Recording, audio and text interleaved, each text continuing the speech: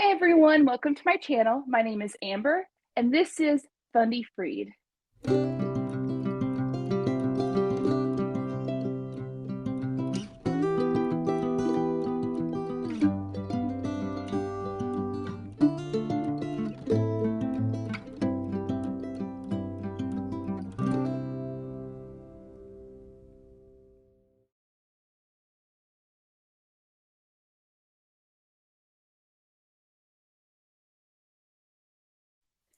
Today I have a very special guest. I have Esther with us from the podcast Deconstructing Mamas.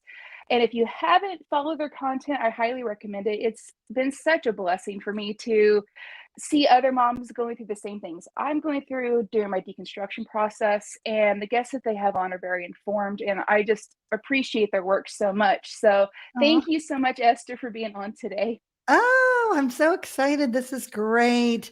Obviously, we follow you and we love your stuff. So it's such an honor to be on. Appreciate it. Thank you so much. So, I like to start out all of my interviews. Tell me about yourself, kind of what your background is, how you grew up and that start of your journey. Well, I am a missionary kid. So I grew up actually in war-torn Ethiopia. I'm really old, so it's going to be a while ago that this happened. But pretty much my parents' whole mission in life, and my mom was also a missionary kid. So generationally, she grew up in Africa. We have been about keeping people out of hell. That is the Mhm. mission. That was the mission that was stated under the guise of we want to share the love of God with them, Jesus, all that stuff. But there was an underpinning always in our house that the number one goal would be to get people saved. And then that underlying goal, especially 100%, was to keep them from eternal conscious torment, burning in hell forever. And if we had done that, even if we had just reached one person, then we would have, basically done our jobs here on earth. Right. So that's kind of my background. I was told when I was a teenager that I had the gift of evangelism. Mm. Uh, I think I just had the gift of telling other people what I think. I'm an Enneagram 8, so just That makes sense. yes. And so here was a beautiful opportunity for me to be told, you have the gift of evangelism. And it was both a burden because it scared me half to death. I saw everyone as these people who are just going to burn in hell. And then also sort of this weird confidence that I got, like, hey, you really matter. You're going to make a difference in this world. Your voice, you can save people's souls. I mean, that was a big deal. So I did that. I did crazy stuff. I started a group in high school. I brought people to my youth group. I had a Bible study. We were called the Reborn Again Christians because our high school didn't know what to do with us. I think I was instrumental in getting like 40 high schoolers from, saved from Wonderful. eternal conscious. That's impressive. I mean, this was the group. This was like, and we sat Right. at lunch tables and we all just like ended up like dating each other. It was just normal high schoolers too. Right. But that sort of continued into college and then um, into my like work life. I remember grabbing a friend off the sidewalk. I had told him the gospel. We were in our 20s and he stepped off the sidewalk and I was like, oh my gosh, you're going to get hit by a car and you're not saved yet. Oh my gosh. And he was like, you're so nuts. But guess what? Over time, he came to my kitchen table, Did he got on really? his knees, and prayed the prayer. So I was very good at scaring people to death and then telling them I had the answer. And then, of course, I got married in that system and started to do that with my children Right. until all of my formulas did not work out. Mm. And so I would say and we'll talk more about this, but I began to slowly deconstruct as I found that I loved my kids more than I loved my belief system. Yes. Oh my I, goodness. That's exactly it. yes. So hip hip Mhm. hooray for having kids that stretch and grow you and for the Yes. unconditional mom love that you have, because it really, I saw the harm it was bringing to my two oldest. And Mhm. I was like, something's not right here. So, yes, Right. that's kind of where and that was that slow, long process is probably a little more than 10 years ago now, 12, 13 Mhm. years ago now. So, but in the last 5 years, I've just kind of thrown off all the chains that were still binding me and Yeah. come out of the closet, so to speak. Right? Yeah, Yes. I understand. My first, like my 20s was my slow phase. And then I hit my 30s and it was an acceleration before 33, 34, 30. And then by 35, I was like pedal to the metal. I'm like, I'm busting out of here. I'm done. Yeah, that's so smart. That's exactly what happens. You do go down the slippery slope. And at the Yes, beginning, it's like really slow. And then as soon as you're moving, boom, I call it the water slide that leads to life. it is. It's like they greased it up with Crisco and you're sliding down on a plastic bag. Like you just get out. I know my one family member said to me, you've gone off the deep end. And I'm like, and you know what? The deep end is filled with beauty and wonder and creatures I've Yes. never seen before. So there's that. Yes. Yes. Because living in that state of fear and that amount of responsibility that you're responsible for other people's souls to the point that if you don't speak to every single person that you come in contact with, you could be the reason they're burning in hell. That is a lot to internalize as a kid and a teenager. And I mean, really as an adult too, but like it really kind of sets you up for like high functioning anxiety, I think, in a lot of Yes. ways. Yes, I did. I do. And I do struggle with that anxiety monster, and I do wonder often if I just lived in constant fear for myself and then fear for others. And I keep thinking about, even as a kid, I was afraid for other people, but I was afraid for myself. Like I said that magic prayer so many times, probably like everybody that is in your audience, because I Mhm. was afraid that I hadn't done it right. But when I was Yes, 12, I said it one more time and then I wrote the date in my Bible that's what you got to do. That so solidifies that it right there. so that I knew that if I was ever doubting again, I could go back to that date. I mean, it just the Mhm. things you do that now I realize is probably religious scrupulosity or some OCD tendencies, Yes. to write something down and to always check that in case I had any doubts, and really just trying to regulate my own fear. And Yeah. that's what I was probably doing when I was grabbing that person off the sidewalk, my own kids. And when that comes into play, when you're worried about your flesh and blood, who you love, who you're absolutely responsible for burning in internal conscious torment, that is a Yes, special kind of fear. it is. That takes it to a whole different level. Like it, to me, it almost magnified it by 10,000. Like if Right. I fail, these are my children. This is my life. If Right. I fail at this, they're burning and we're separated forever. I'm like, that was such a big burden to take on. Right. And one of the things that happened to me that I think really got me to question this whole thing was I did have another family member say, if my daughter burning in hell brings God glory, then have at it. Oh my I gosh. felt so sick to my stomach. I was like, no, no, no, no, no, no, no. Mhm. And those Mhm. kinds of things that were actually what other people believed. So that was one, there were like, those light bulb moments where you're like, absolutely not, Yes. And Yes. so that it's like, I look at all these small things that I was like, okay. And I had a kid and she came on our podcast who was so OCD and so anxious. And I wanted to get her help. And that when we went to counseling and she went only at 10, then it's like, oh, there's another world out there. Oh, I didn't realize this was just my anxiety talking.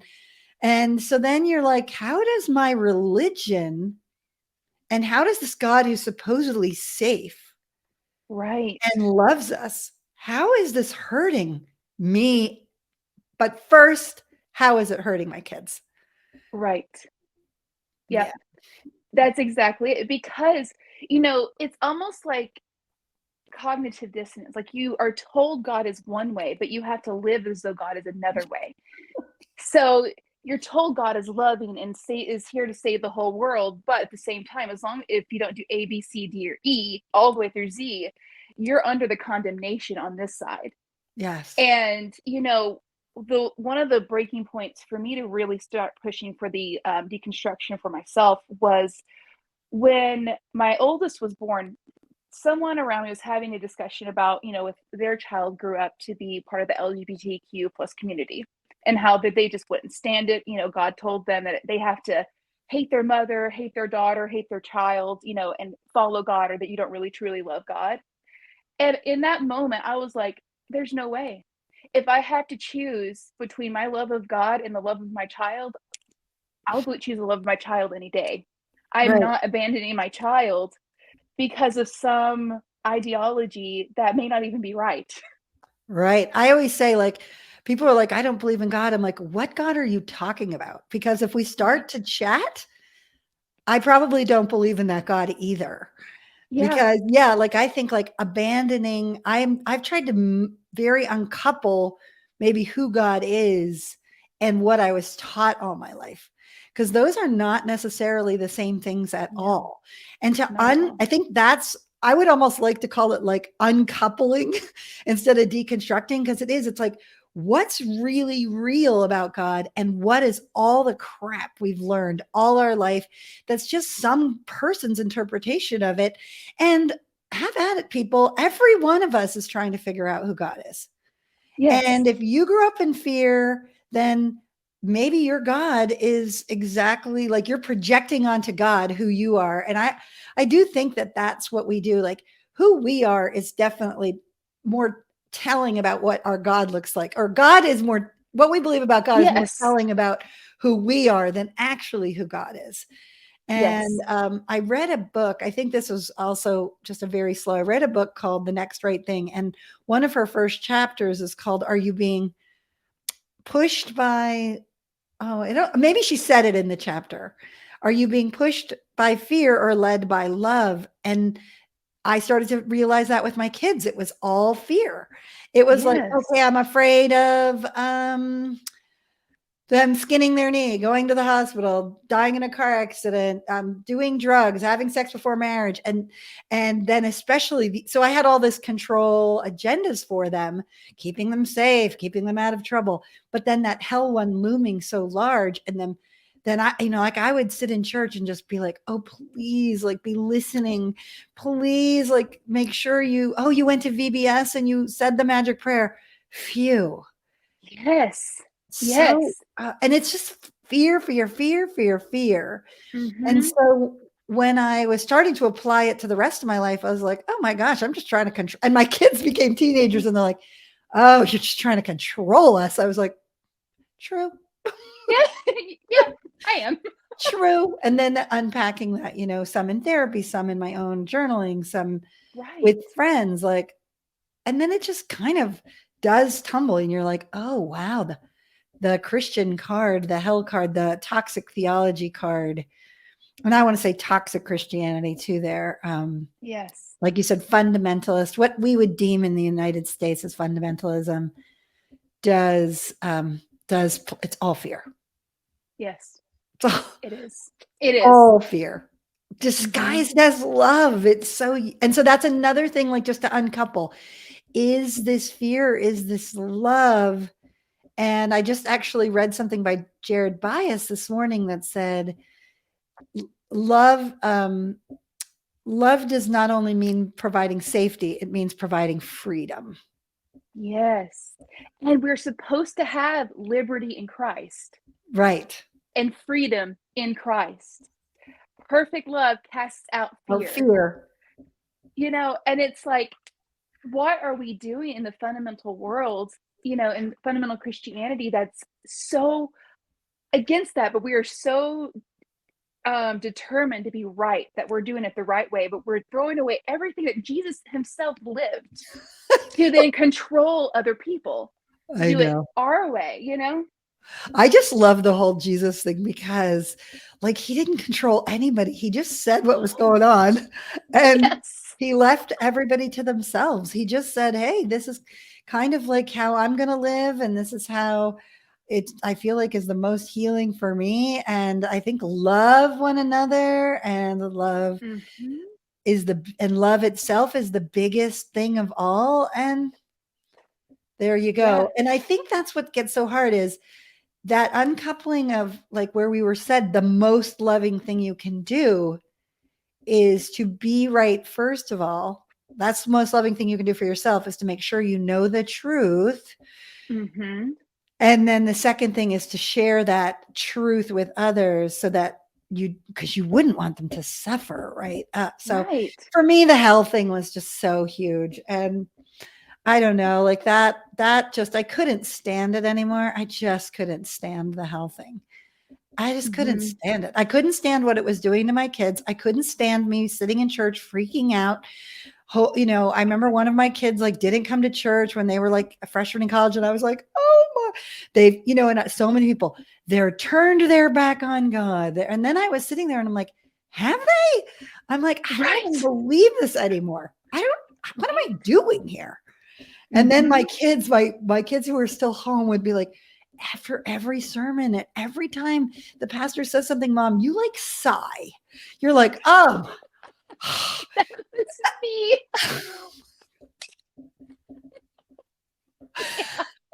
They're like, please, either let's not come here anymore or stop embarrassing us.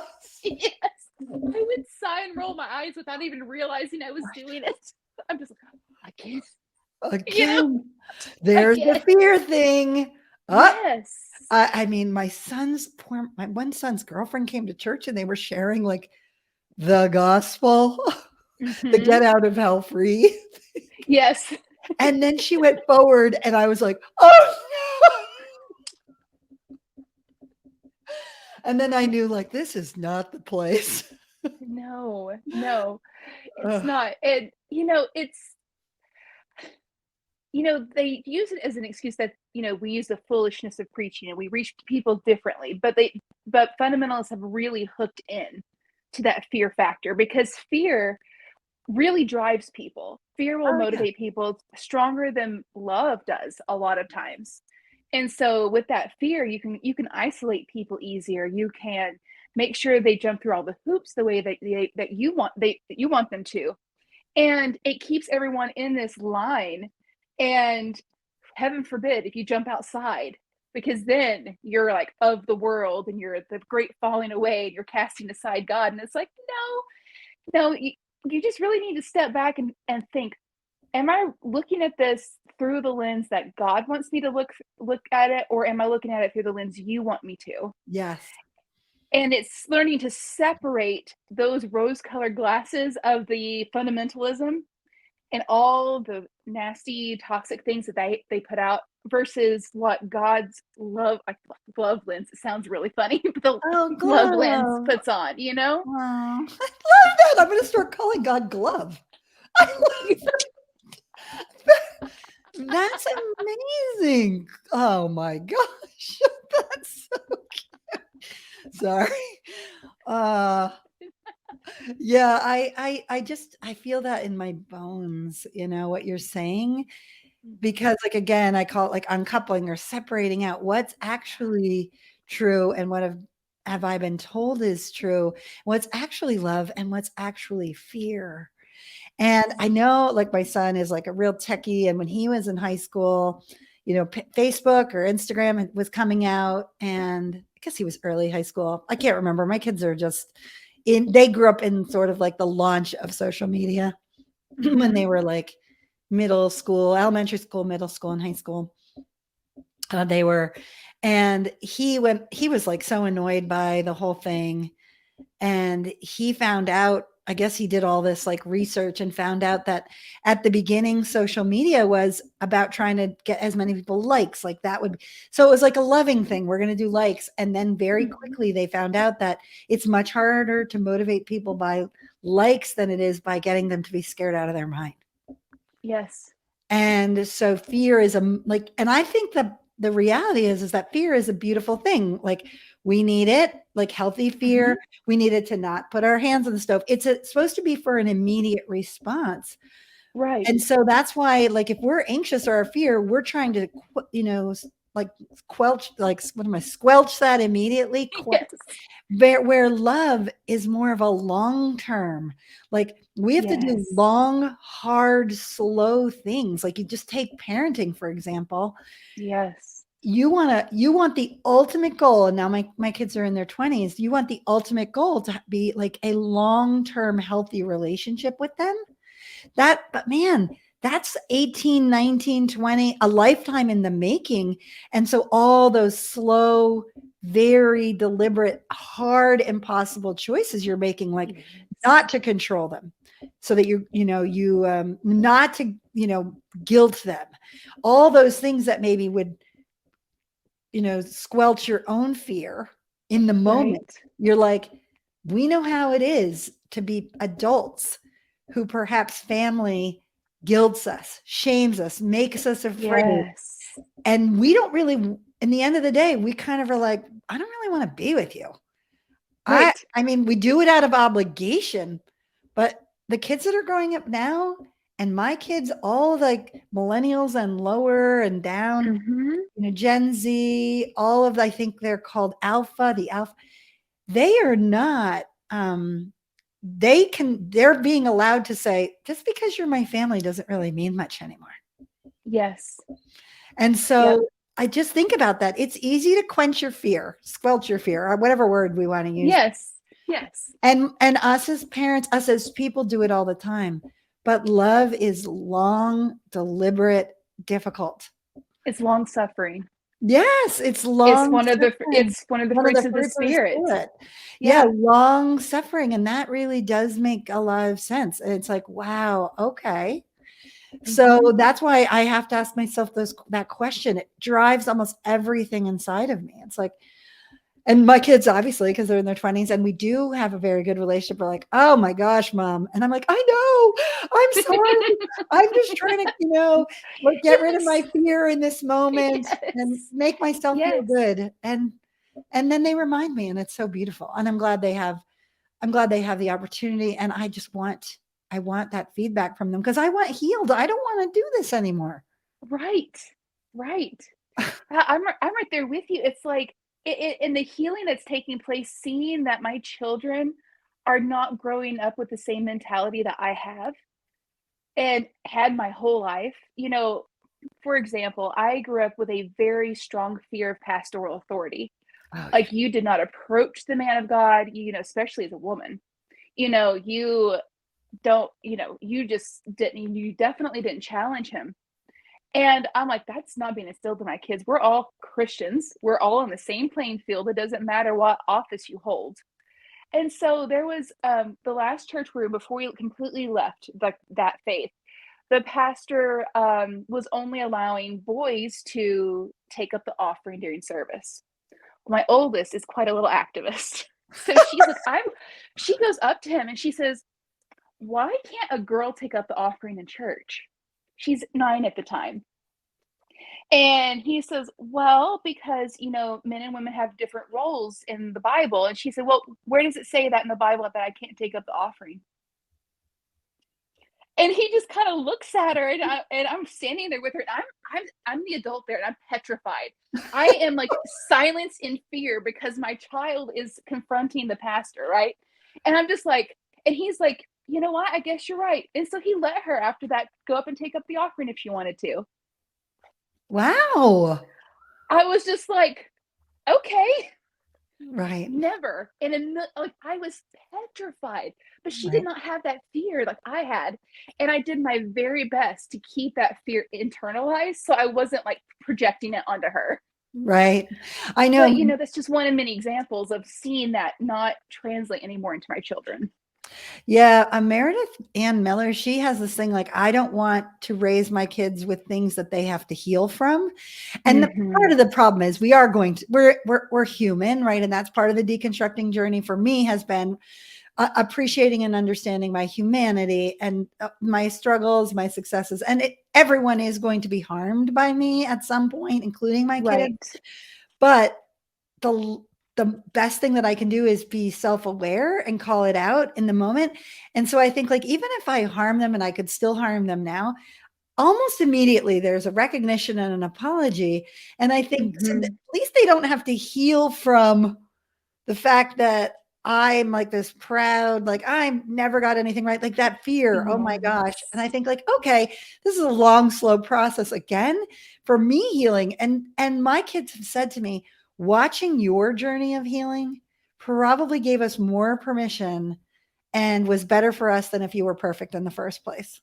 Oh my gosh, that makes me like feel so good because I'm like, I'm hoping that I get that same response from my kids. Oh Because my that's like God. my ultimate goal, is to stop like the generational trauma, the spiritual trauma with me and do that hard work as much as I can. So when it's their turn, they have this liberty and this room to explore and be who God created them to be without this fear of not ever being enough, or oh, I didn't get married at 18, so I'm not in God's will, so I just have to stay at home until I finally find someone. I'm like, Wow. no, go out, live life, go and explore what enjoy the time God gives you as being single. Because marriage comes eventually, for some, and that just gave me a lot of hope. Thank you. that, Yeah, that was I'm nice. I'm in a book club with my niece, my two daughters, for the summer. We're doing Thich Nhat Hanh's "You Are Here." It's like a Uh-huh. Buddhist guy, and literally everybody, especially my niece and my oldest daughter. It's very interesting to watch the difference between them having grown up much more in toxic theology than my youngest, who's just like so didn't as much. I was healing as she was growing up. So just to watch even the difference there, but like we're just talking about this stuff and it's fine and everything's on the table. And I think one of the things I appreciate that you just said, and my oldest daughter is a second grade teacher, so she has this in her classroom. She tells her students, we're all learners and we're all teachers. And so she just says, we're leveling the playing field here. Yes, are there some skill sets that I have and some things I know that you don't know, second graders? Absolutely. But there are things you're going to teach me this year that I will only learn because you're you. And so like we're Yes. sitting there and so like I'm in my 50s, my one niece is in her late 30s, my daughter's in her early, like early she's 30 and then my other daughter's like in their young 20s and we're all in the same playing field. I will sit there and go like, "Oh my gosh." like it's fine. And I would love a high schooler to be in there and a 9-year-old. Yeah. Why not? Yes. Because we're all it's like basic level of we all have stuff to learn and teach each other instead of and that's again what you were saying, so afraid of authority. That again is the model of the authoritarian God instead of the God that comes alongside, Yes. that walks Mm-hmm. alongside with us. It's like, oh my gosh, he's this big authority. And so like even that, like I'm like, he is a respecter. If he is if he Yes. is his spirit, which I think if you believe in Christianity still and you have the Trinity, Mhm. like his fruit of this, his fruit is or her fruit or their fruit is goodness, gentleness, patience, kindness. That does Yes. not sound like an authoritarian, No. like no. So Mm-mm. yeah, it just I get like really excited. And so for anybody who's listening, there is so much hope. Oh, yes. I mean, I'm reading a So much. Buddhist thing and I'm like, what can we learn from this practice of healing? Yes. And here's the thing is like I've learned that, because I was very King James only Oh, binded in my mind, and one of the biggest realizations for me was realizing God is so much bigger than what is contained in a book. oh yeah. And he reaches so much further in so many other ways than in a book and through a select group of people. I have been touched and blessed by God through people who are not even Christians, because he's used them in my life to help me along my journey and to heal. And it wasn't because God's using evil for good. It's because God's love is everywhere. And and you have this ability to see it once those blinders are off and that those weights are starting to take off. You kind of float a little bit and you're like, oh, it's really nice out here. There really is true liberty in Christ. It's not the chains of legalism that's binding me, that's giving me liberty. Christ's love is giving me liberty to be myself in my own humanity because he created me this way. Yeah. And what you're even saying too there about the whole book, which, I mean, we're touching on all the big ones. Yes. I actually grew up a missionary kid, and our family has a passion for clean water or whatever. So I ended up going on, I call them poverty tourism trips now. Thanks, Jen Hatmaker. So, but I went to Rwanda to see like our wells being dug. And when I came back, just learning so much just from the country of Rwanda and what they had done. I mean, it's just a fascinating story of how, they were victim and perpetrator. Anyway, went there, and I went to my pastor at the time, and he said, "Isn't it just like the fifth gospel? Like the experience you have?" And I was like, "Yes, it is." And he's like, "Don't ever make me say that from the pulpit." And I was like, okay. And I said, because the reality is language. And he said this, and I'm a writer. I write at Esther the Dollymama, but I'm a writer. And he was an English teacher at before he was a pastor. And he said, language is just limited, absolutely limited. And anybody who reads what you write brings themselves to the table. And I thought, okay, let's take that to the Bible now. That was another like light bulb moment for me, where I was like, it's not that the Bible or the Gospels are wrong. It's just that it's one person's view of the world, view of what was happening at the time. And then when I come to read it, I am bringing myself and all my stuff. And as a writer, to be honest with you, it happens to me all the time. I'll write something and post it somewhere on social media, or I'll write it to a friend, and then they come in and then they take their own, and then they put their stuff. That's the beauty of writing, actually. Yes, it is. It is the beauty of the connection of writing. We all read, but we bring ourselves. So how are we not doing that with the Bible? And then to say, no, these exact words are God spewed. It's like, no, actually, your interpretation of that, and then the limitation of language, where I had an experience of going to Rwanda and seeing it play out. All right. It's just one more way I learned about who God was.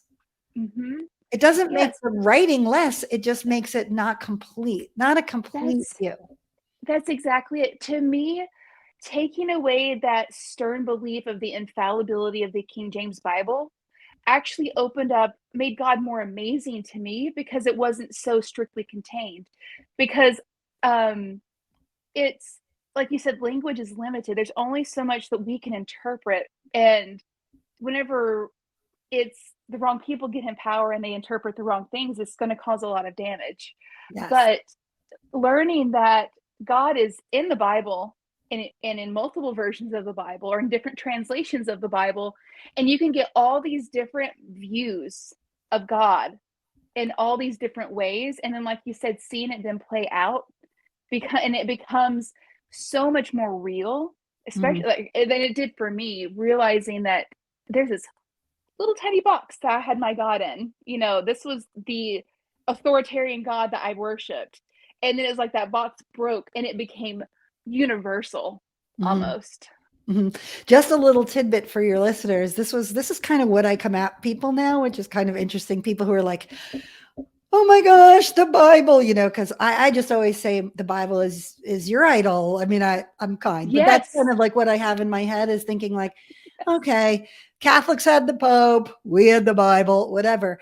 And one of the things that I think when they'll say the verse to me, well, all scripture is God breathed, I will say to them, well, the first thing that was God breathed was us. Yes. And we would never, ever say we are infallible. We would not say that we are inerrant. We would not say that. And so I hold the Bible the same way as I hold, quote unquote, the church. I would just say the body of God, which now I feel like is everybody. But I would Yes. just say Yeah.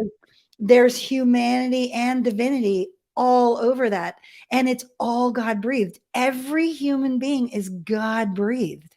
And so Yes. just because you're saying the Bible, which is all circular anyway, it didn't even have the Bible when that verse was written. Right. But whatever, just say, hey, all scriptures God breathed. I'm like, and so are we. Yes. What do you do with that? I want you to tell me back, what do you do with that? And I'm okay to say there's divinity all over the Bible, but I'm also okay to say there's humanity all over the Bible. And I'm okay to say that about myself now. There's humanity all over me and divinity all over me. I'm God breathed and I'm made from the dirt of the earth. So dirt and divinity, right? Human and holy. And I'm like, it's okay. We don't have to say it's not all or nothing thinking again. It's not, it has to be an infallible or it's not true at all. I'm like, no. There's so much good truth in there, so much that I hold on to, but I don't have to have that all or nothing thinking.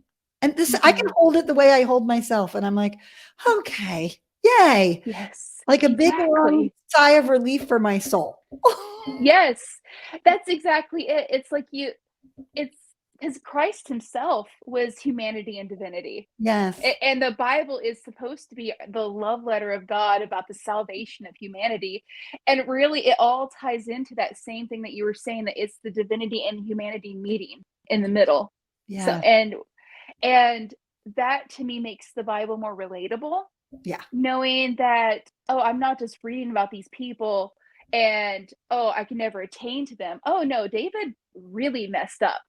David really, really, really messed up. He like murdered a guy and like assaulted a woman, but he was still a man after God's own heart. If God can do that about this guy who's a human who messed all this up, he could, I think I'm going to be okay. You know what I mean? Right. Well, I even think like when I read now, because I'm an author, when I read the different sections of scripture, I go to it the way I would any other author. And I'm like, oh, what's going on with you, dude? Like my big joke is the verse that was probably hammered into you and hammered into me, that I memorized probably when I was 5, was your word have I hid in my heart that I might not sin against you. And now I'm like, oh, David, did you have OCD? Are you like, okay, how can I stop sinning? What shall I do? I know, I'll memorize the Torah. I'll just say those words back to myself. And so then I'm just like, oh, I hear you.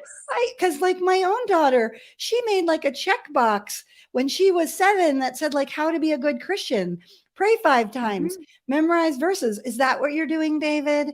Did you have a little OCD when you realized that you had assaulted a woman and then you lost your baby as a result? Were you like, what can I do? Were you so anxious and upset now with yourself and had so much shame that you put in this thing like, I'll just memorize the Torah. That's what I'll do. That'll solve it all. Are you the same as my daughter? Are you just like the rest of us? And so that's what I can bring. And I feel like I'm just letting those people be themselves instead of putting them in a place that's not, that they can't, they cannot attain this. They cannot. And like Paul, I'm like, dude, you were never married. So I'm not quite sure if you really have the right to speak into that. Sorry. Yep. If I'm not listening to you the same way as I wouldn't go to like if I'm going to go to a marriage counselor, hopefully, not that there's not anything to learn, but I would probably trust you a little bit more if you were married. And so it's just nice. It's like, okay, I can just treat you the way I'm treating myself. And then I don't have to be so perfect either. Yes. Like what you were saying. Because, like you said, readers bring themselves to whatever they're reading. Because I write too. And I know with everything I write, there's a piece of myself that is pushed into that writing. Yes. whether it's like an allegory or a metaphor, it doesn't matter. Like there's part of me that's in there. And I love how you put that, where you go to the author and go, what are you thinking? It's like dissecting and like breaking things down and analyzing in creative writing, like a Shakespearean play. It's like, what does Shakespeare really mean when he's saying to be or not to be? That is the question. Where was he at when he was thinking this? What Right. was the intent and the purpose? And that makes it to where I say this a lot. It just makes it so much more relatable as a human being to be able to sit here and go, man, I could have been friends with you. That's kind of, I get you. I understand. I Right. totally relate with you right now. Right. And then it's so funny because sometimes like for me, the opposite happens too. I'll write something about like my son had a birthday, and then Uh-huh. it really will be about like my perfectionism or whatever in the end. And people will be like, happy birthday. I'm like, okay. The point of this whole essay or chapter or whatever I'm writing was not about my son's birthday. It's fine. It was my son's birthday. I appreciate you relating on that level. But actually, if we were going to have a conversation about what I wrote, what's she really getting after? It wouldn't be about the fact that I was so happy that it was my son's birthday. It would be Yes. about the fact that I freaked out, ran to the store, made the cake, was a mom who was running around and wasn't able to do what I needed them to do. You know what I mean? Like it just is like, Hmm. all right. So now I kind of Yes. get it in that regard. Yes. Oh, I totally understand. Like that is like just, it's so affirming and validating to hear someone else kind of speak the truths that are kind of like rolling around in your own head. I'm like, I can agree with everything you're saying. Yes. That's why it's so important that we do these podcasts, I think, and what you're Yes. doing and what we're even doing at Deconstructing Mamas and where I Hmm. write, where you write, is that we're not alone. Yes. Like just the laughter you've and I've had today and just the, Yes. like the, oh my gosh, me too. This is, we all do feel like in this weird deconstructing world, or what do you want to call it? Rebuilding, Hmm. evaluating, evolving, all those great words out there, getting freedom, like what your podcast says, is it feels like a desert. And we don't want Yeah. to feel like we're just all by ourselves and there's an oasis really far away. We're not, it's like, Yes. no, actually, there's a bunch of us out here and we Hmm. all feel the same way. We're all going a little bit on different paths. Your people might not be ready to read like a Buddhist book where I'm ready for that. Right. And Exactly. you might be where I was 10 years ago, where I'm just like in this slow thing and it's okay. And we're just Hmm. saying it's okay to be right where you are. Exactly. And that's And your exactly journey it. is your journey. And that's the beauty Hmm. of us all being here and connected and and learners and teachers. Yes. Yeah, because we leave a world that is so community minded. And Oh we my, go out and we're like floating in this abyss. And just in human nature, we're social creatures. We need those connections, and to be able to then come out of that world into this scary desert and look up and realize, oh, there's someone just a little further ahead. There's mhm, someone right here next to me. There's mhm, someone just a little bit behind me, but we're all on this same path in different areas. You go, I can do this. right. I can actually do this. Mhm, And it's like this sigh of relief that you're no longer, yes, you left this world that you completely knew that was your life for so long, but you're not alone now on the outside. Now you're surrounded by people who are feeling the same emotions that you're feeling, dealing with similar struggles. It may not be like identical, but these emotions and these fears and the thoughts I have found from the people that I talk to, they all run along the same vein. And mhm. just to have someone like you say, go, yeah, me too. Oh my gosh, me too. That is like just, it's healing in its own right, I think. Oh yeah, 100%. And I just keep thinking like it also helps me to have grace for two things. My former self, Yes. right? I I have to because I did a lot of harm both to Mhm. myself and others. So having grace for myself and then having grace for the people who are still stuck. And I just feel like it's okay. I mean, they are also on their own path. It's hard to watch harm. And I'm not Yeah. saying like I would be all about that. And one of the things that a lot of times I do just to find common ground is we both seem to be on the path to be the most loving people that we are. We can Right. be, and we want to be. And so I just want you to know that's where I still am.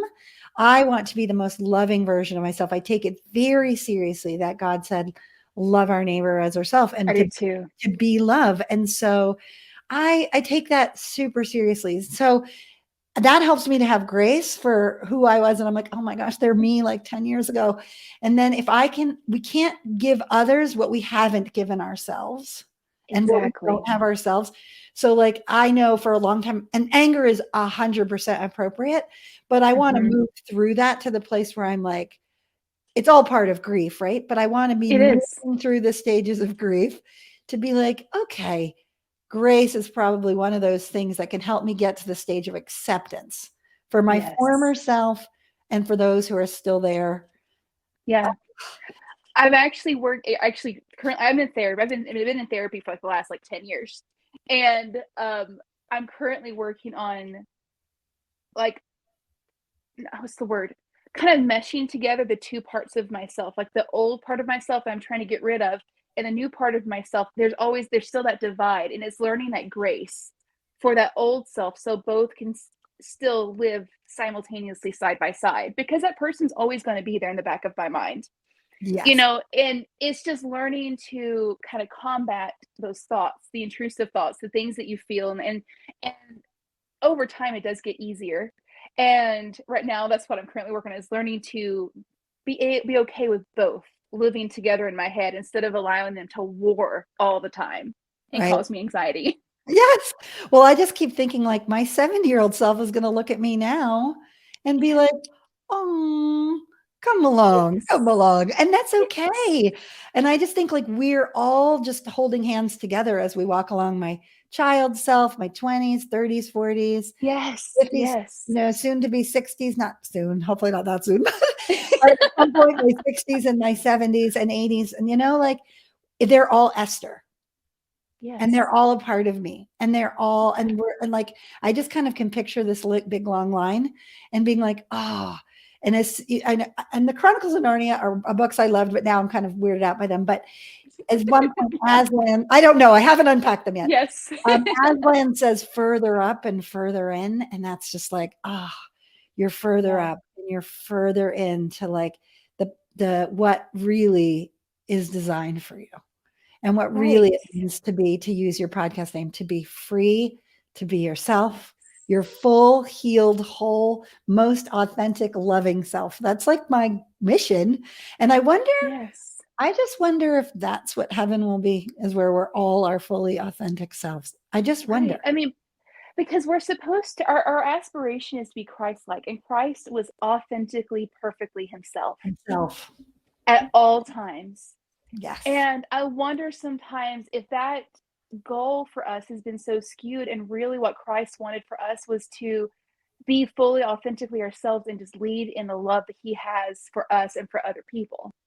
Right. Like even when somebody says in the Bible, be perfect for I am perfect, it's like, what's that real word? And does it mean be Right. perfect, be like me? That sounds a little narcissistic. Or does it mean be your full, whole, healed, free self? Yes. Yep.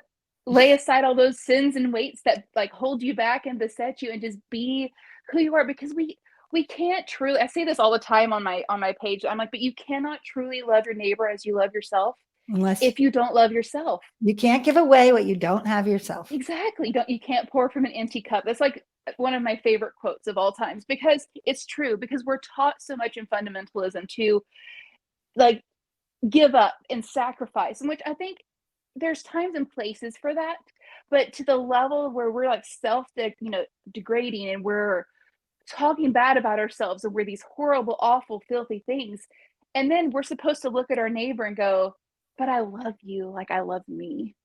I'm like, no Well, wonder. that's why we're in this boat. That's why we're where we are in the Exactly. United States. I mean, Exactly. or just in the world. I mean, because we look at our Yes. neighbor and think, oh, you filthy, rotten creature.